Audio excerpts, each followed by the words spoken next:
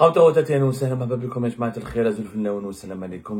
que vous allez bien, j'espère que vous vous portez bien. Les autorités algériennes ont répondu officiellement hier, le 29 mai 2025, à la fin de la journée, aux informations et aux révélations qui ont été faites sur la menace envisagée par les autorités françaises de geler l'argent et le bien d'un certain nombre de dirigeants algériens qui ont placé cet argent et leurs biens, qui ont acheté des biens, qui ont placé de l'argent sur le territoire français. L'Algérie a réagi officiellement à une information non officielle. Parce que jusqu'hier, ce ne sont pas les autorités françaises qui ont affirmé vouloir utiliser cette arme fatale et dangereuse contre les intérêts des dirigeants algériens. C'est un média qui s'appelle L'Express et ce sont des sources officieuses qui ont parlé à un média L'Express et nous, à Algérie Part, ensuite il y a eu Mohamed Sefaoui sur Rupture, qui ont révélé, qui ont confirmé les informations indiquées ou révélées par l'Express. Mais l'Algérie a décidé de réagir par la voie officielle à une information qui est non officielle pour le moment, encore une fois. C'est ce qui est d'ailleurs étrange, puisqu'hier, c'est l'agence de presse étatique et gouvernementale, l'APS, qui est le porte-parole de l'État algérien, qui a répondu dans une dépêche publiée à la fin de la journée, à la toute fin de la journée du 29 mai 2025, hier, en disant « Chiche, allez-y, que la France passe à l'acte et nous montre ce qu'elle peut faire », grosso modo. On va vous lire quelques passages de la réaction de la dépêche de la PS, elle est très brève, elle est à la fois intéressante, intrigante, épatante, virulente comme toujours, violente, moqueuse, méprisante. Et la réaction de l'APS, alors, encore une fois, il faut absolument comprendre que l'APS, c'est l'organe officiel de l'État algérien. C'est l'agence de presse gouvernementale. C'est la voix officielle de l'Algérie dans le monde et à l'intérieur du pays. C'est le porte-parole attitré du gouvernement algérien. La France n'a pas utilisé l'AFP. Ce n'est pas l'AFP qui est l'agence de presse publique et rattachée au gouvernement français qui s'est exprimé, ou qui a révélé ces informations, ou qui a publié cette information. C'est un média privé qui s'appelle L'Express, qui est totalement indépendant de l'État français, qui ne cite pas un officiel français, il cite que des sources gouvernementales françaises, mais sans préciser lesquelles. Il parle de sources au ministère des Finances et au ministère de la Justice. Il ne parle pas comment dirais-je, au ministère de l'Intérieur plutôt. Il ne cite absolument, il ne cite pas du ministère de l'Intérieur et le ministère des Finances. Il ne cite à aucun moment un officiel, un dirigeant français ou une autorité française. Il n'y a aucune source officielle qui est citée dans l'article de l'Express. C'est le travail d'investigation mené par un journaliste, Étienne Gérard, rédacteur en chef de l'Express, qui est l'un des magazines hebdomadaires les plus lus de la presse française, les plus influents de la presse française. Nous l'avons déjà accueilli au mois de février dernier sur notre plateau. Vous avez eu le plaisir de le connaître et de l'écouter. Mais il ne parle pas en nom d'État français. Aucune source officielle ne lui a parlé. Et on lui a donné des informations qui n'ont pas été encore ni confirmées, ni commentées officiellement par les autorités françaises.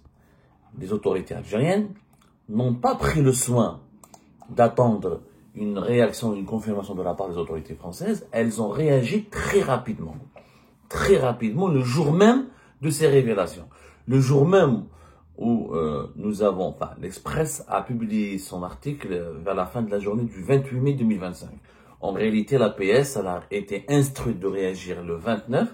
Pourquoi? Parce que le 29 mai, il y a eu Algérie Part et nous qui avons révélé, qui avons fait plusieurs vidéos pour expliquer les tenants et les aboutissants de ce qui a été raconté dans l'APS et les tenants et les aboutissants de cette menace évoquée par l'Express et par les sources françaises qui ont parlé à l'Express. Et nous avons nous-mêmes évoqué d'autres sources qui nous ont expliqué le dispositif que les autorités françaises voudraient mettre en place pour sanctionner et geler les avoirs, les biens et l'argent des dirigeants algériens en France. Ensuite, il y a eu Mohamed Sefaoui qui a donné quelques noms et qui a expliqué lui aussi, qui a donné des détails supplémentaires sur ce dispositif-là.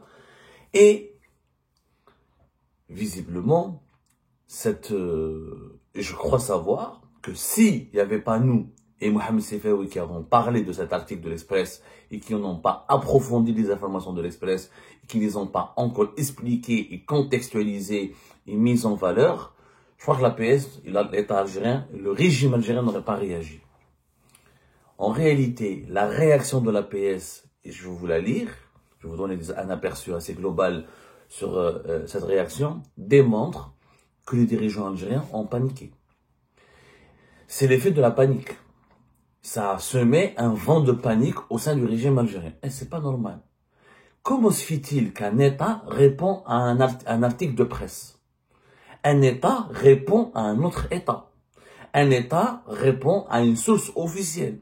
Un État répond à son vis-à-vis. Le vis-à-vis d'un État, c'est un État. C'est pas un organe privé. C'est pas un organe de la presse privée.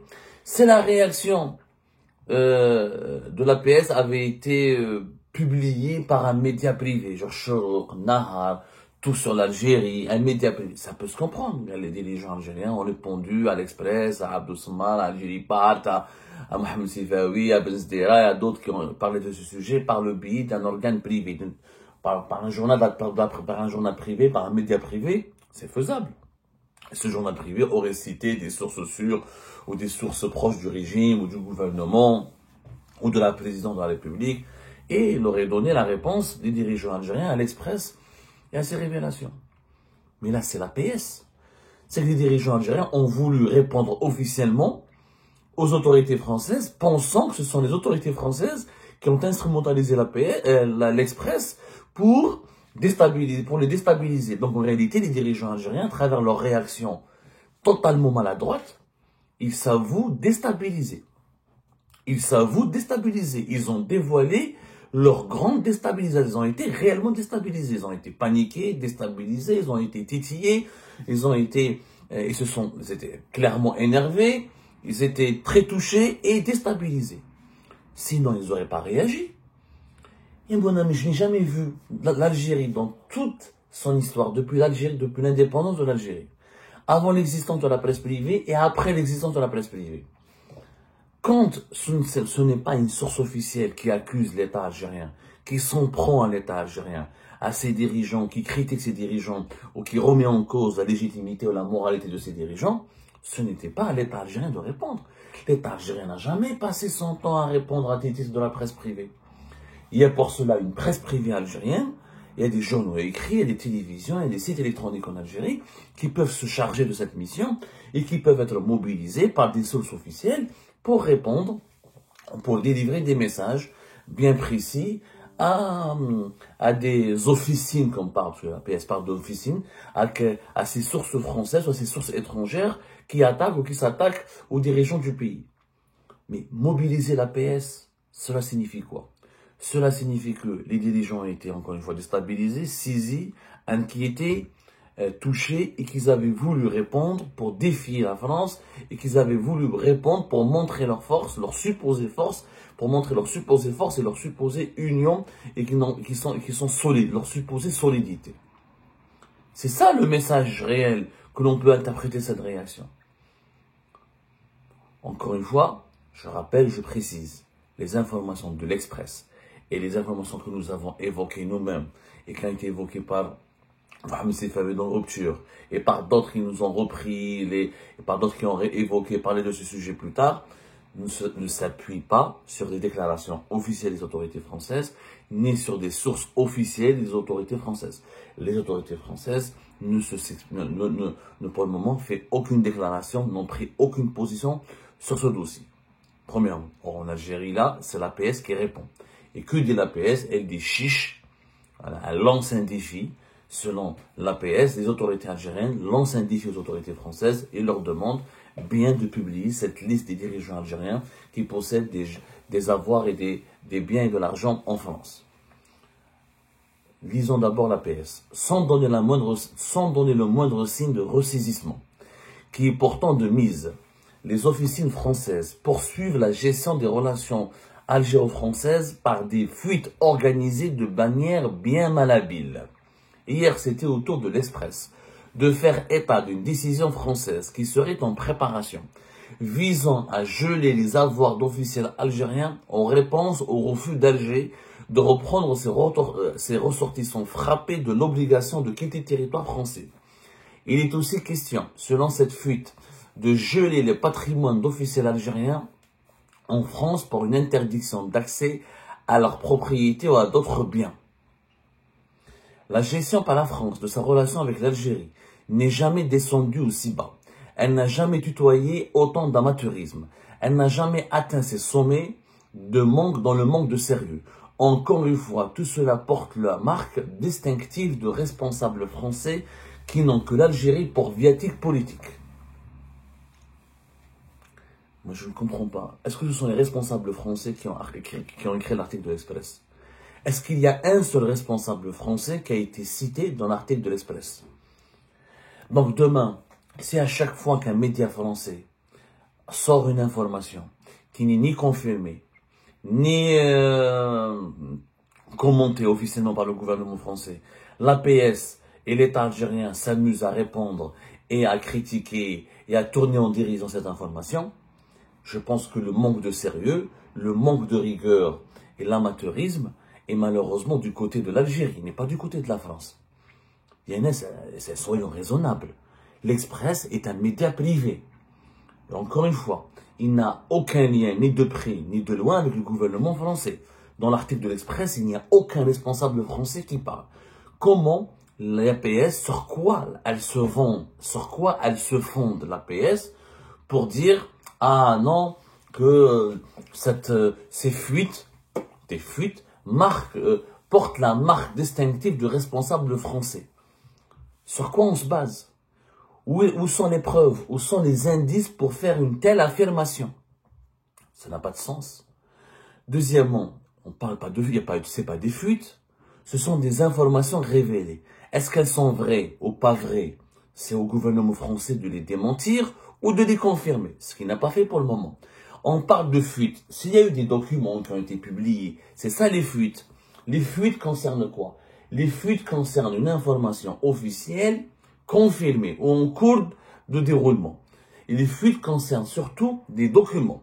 Est-ce que l'Express a produit un document, une note ministérielle qui dit « Ah, tous les avoirs du dirigeant algérien doivent être gelés » Non. L'Express dit que la France travaille sur une menace, sur un dispositif qui consiste à geler ou à procéder au gel des avoirs et de l'argent des dirigeants algériens en France. Voilà ce que dit l'Express. Mais il montre pas de documents, il montre pas de notes, il ne montre pas des pièces, rien. Donc c'est pas des fuites, ce sont des informations révélées qui restent pour le moment à prendre au conditionnel. Même si l'Express est un média sérieux, crédible, bien sourcé, mais encore une fois, ce n'est pas le gouvernement français. Il n'est pas le porte-parole du gouvernement français. Alors que l'APS, c'est le porte-parole du gouvernement algérien et de l'État algérien. Donc quand l'APS parle, c'est la voix de l'Algérie, c'est la parole de l'Algérie qui est engagée. Or, quand l'Express parle, ça n'engage que ses rédacteurs en chef, que ses directeurs de publication, ses journalistes et ses actionnaires. Et la différence, c'est la affaire. Voilà, ça c'est important de vous les expliquer. Que celui qui est descendu aussi bas, c'est finalement l'APS, c'est le régime algérien, qui, pour n'importe quel article de presse, d'un média qui parlait en France, soit le journal du dimanche, que ce soit l'Express, que ce soit Malabel, c'est lui, il répond directement, l'APS répond. En fait, l'APS est devenu, je crois, PlayStation. L'APS est devenu une PlayStation ou une Xbox. Une console de jeu, entre les mains des dirigeants algériens qui s'amusent avec cette... Je rappelle que l'APS, elle est financée par l'argent public, elle est financée par des deniers de l'État, c'est les impôts, c'est les revenus, c'est l'argent du peuple algérien, et qu'elle incarne encore une fois, elle joue le rôle du porte-parole de l'État algérien. Mais elle est devenue une console de jeu. PlayStation ou Xbox, les dirigeants algériens l'utilisent pour se faire plaisir. Allez, on va attaquer, on va insulter la France et ses responsables, ses journalistes, on va le faire. En plus, que dit ensuite l'APS? Et dans cette affaire, l'Algérie, son peuple, son gouvernement, et toutes ces institutions confondues, leur disent « chiche, passez à l'acte ». Chiche, passez à l'acte. C'est-à-dire, le régime algérien défie la France. passer à l'acte, publier cette liste des 20 dirigeants qui possèdent leur argent et du patrimoine et des biens et qui ont des actifs financiers ou immobiliers en France. Les autorités véritables de ces menaces, les auteurs véritables de ces menaces, qui ne peuvent provoquer de la part de l'Algérie que du mépris et de l'indifférence. Bon, regardez la contradiction. L'Algérie, le mépris et l'indifférence. Alors pourquoi la PS répond? Toi, tu dis que ces menaces ne vont provoquer de ma part que de l'indifférence. Alors pourquoi tu as répondu dans une dépêche de la PS, diffusée dans le monde entier, reprise par toute la presse internationale et par toute la presse nationale quand la PS parle? Là, encore une fois, c'est l'État algérien, donc la presse internationale et la presse nationale reprend en citant la PS. Donc, regardez la contradiction. C'est de l'indifférence, mais ils répondent. Devrait savoir à quoi s'en tenir en l'espèce. Il ne s'adresse pas à l'Algérie réelle, mais à une Algérie fantasmée. Cette Algérie qui n'arrive à décrire que par les vocables tels que le régime, pouvoir ou dignitaire ou nomenclatura. Donc ça se voit que ça a été vraiment déstabilisé, que ça a été vraiment blessé par le quand la presse étrangère utilise le mot régime, pouvoir, dignitaire ou nomenclatura. Parce que là, ça délégitime les dirigeants algériens et ça fait de ces dirigeants une clique de voleurs et de personnes qui ne sont pas légitimes, qui se sont accaparés du pouvoir, qui n'ont jamais été élus par le peuple. Cette Algérie-là n'existe que dans leur délire et leur déraison. L'Algérie réelle, et non pas l'Algérie qui alimente leur fantasme, est tout autre. L'Algérie réelle est celle qui a sollicité l'entraide judiciaire de la France dans le cadre des biens mal acquis, sans l'obtenir. C'est elle qui a saisi la justice française de 51 commissions rogatoires, sans obtenir une seule réponse. C'est elle qui a sollicité l'extradition d'individus convaincus de vol, de dilapidation et de détournement de fonds publics, ainsi que de corruption, sans obtenir de satisfaction. Par de tels manquements, les autorités françaises concernées se désignent elles-mêmes comme complices de toutes ces pratiques et comportements hors la loi. S'il s'agit de nettoyer les écuries d'OGS, que la France commence par celle-ci. Elle y gagnerait en crédibilité et en sérieux, car pour l'heure, c'est ce dont elle a le plus besoin. Globalement, la PS nous dit, le régime algérien nous dit donc que c'est pas que lui il est propre, que c'est pas lui qui a volé, que ceux qui ont volé c'était les dignitaires de l'ancien régime de Bouteflika, ça on va le vérifier juste après, que le régime Tebboune est propre, clean, etc. Et que lui-même, que cette nouvelle Algérie a elle-même communiqué à la France 51 commissions rogatoires sans obtenir une seule réponse. Et qu'elle a sollicité l'extradition d'un certain nombre d'individus et qu'elle sait que la France n'a jamais collaboré. Est-ce que c'est vrai? C'est complètement fou. La France en a répondu à toutes les commissions rogatoires. Sauf que les réponses des autorités algériennes, je dis bien les réponses des autorités algériennes, n'ont jamais été à la hauteur, je dis bien, des canons de droit et comment on appelle ça, et des exigences du droit français, international et européen en matière de transparence, en matière de lutte contre la corruption, en matière de respect des droits de l'homme, en matière d'organisation de procès équitables. Et je préfère qu'on fasse une autre émission à part, dans un moment, pour vous parler des réponses réelles. Je vais vous donner des cas très précis, des cas très très précis, où la France a répondu aux commissions rogatoires, où elle a demandé, où elle a exigé des explications, mais l'Algérie n'a pas été à la hauteur, n'a jamais pu répondre. Je préfère réserver cette partie pour une autre émission. En conclusion, la PS tourne en dérision les révélations de l'Express. Elle veut montrer juste que les dirigeants algériens n'ont pas été touchés, n'ont pas peur, ne craignent rien de la part de la France, et que tout cela n'est que de la propagande téléguidée par des officines, qu'il y a un clan au sein de l'État français qui est anti-algérien et qui veut semer, qui souffle sur les braises des relations, les braises de la crise algéro-française. Malheureusement, la PS, elle a raté son tir. Pourquoi? Parce qu'elle a démontré exactement le contraire. La manière avec laquelle cette dépêche a été diffusée le jour même des révélations de l'Express, le jour même de l'amplification des révélations de l'Express par leur reprise par des journalistes algériens ou des journalistes franco-algériens ou par des médias indépendants basés à l'étranger, ou par des youtubeurs ou des activistes indépendants basés à l'étranger. Le timing, la manière avec laquelle elle est écrite cette dépêche, maladroite, complètement maladroite, ce n'est pas digne d'une agence de presse. les arguments utilisés, qui sont des arguments fallacieux, extrêmement fallacieux, le ton employé, la moquerie, le mépris, démontrent qu'une seule vérité, que les dirigeants algériens ont été touchés, déstabilisés, ça leur a fait peur, et sous l'émotion, dans la confusion, ils ont réagi hâtivement à travers une réponse, encore une fois, maladroite, en instrumentalisant l'agence officielle qui est l'APS, financée par l'argent public et qui est le porte-parole de l'État. Ils ont entraîné l'État algérien dans une nouvelle polémique, dans une nouvelle crise où l'Algérie risque de laisser des plumes.